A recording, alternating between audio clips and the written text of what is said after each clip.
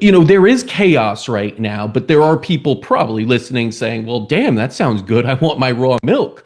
They may not be in California, right? They may not have access. And as I understand, you can't really, ship that across borders because every state is different. What's your advice for people outside of California that are saying, well, I'd love to try that raw milk. I just don't even know where to start. There's a website called realmilk.com where you can find a local raw milk producer. There's a website called rawmilkinstitute.org where you can find a certified raw milk producer that has bacteria testing done and submitted to the website to see what their bacteria counts are. And then we'll teach you about how to interview your raw milk producer to find out which one would be safest and best for you.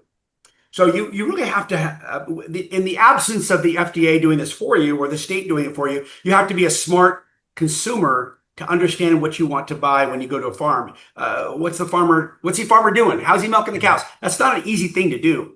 Yeah. The situation in Florida, in my opinion, is really sad because what they're doing is they're saying, oh, it's legal as pet food, but they're selling it in health food stores all over the place. And humans go into the store and buy the milk as pet food. I'm sorry, you're not a pet. You're not a baby calf. You're not a cat or dog. You're a human and you have a different immune system. And you have probably a compromised immune system because of the foods we eat in America. Antibiotics, preservatives, so on and so forth. So that's just, in my opinion, it's rope to hang yourself. And it's a fraud. And it's sad because we can do a lot better. 12 states allow the legal sale of raw milk in stores.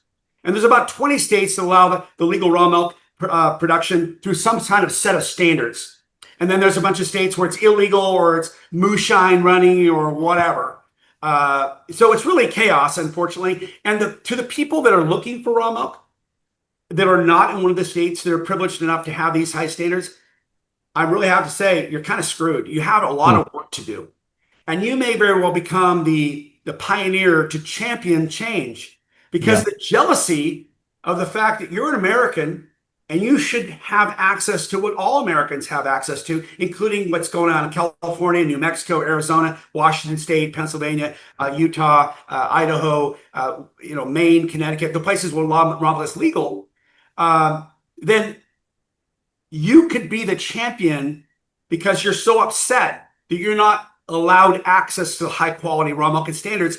Because Florida right now, in my opinion, is co at risk.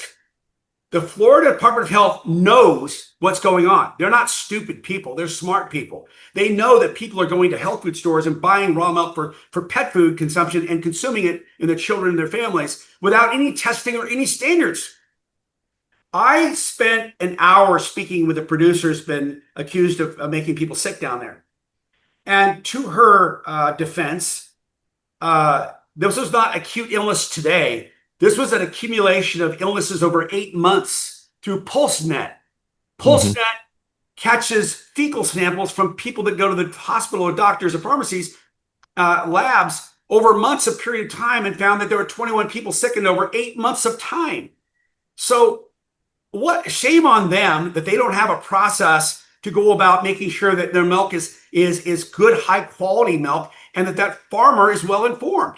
Because the farmer didn't know about pathogens, didn't understand about the risk related to pathogens. She thought that if you tested the cows for somatic cell count, that would make sure the cows were healthy.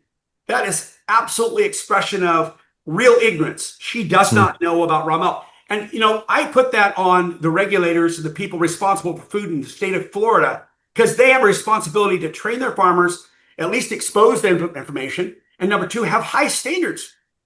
And not just say, here's enough rope to go hang yourself so we can celebrate when you fail.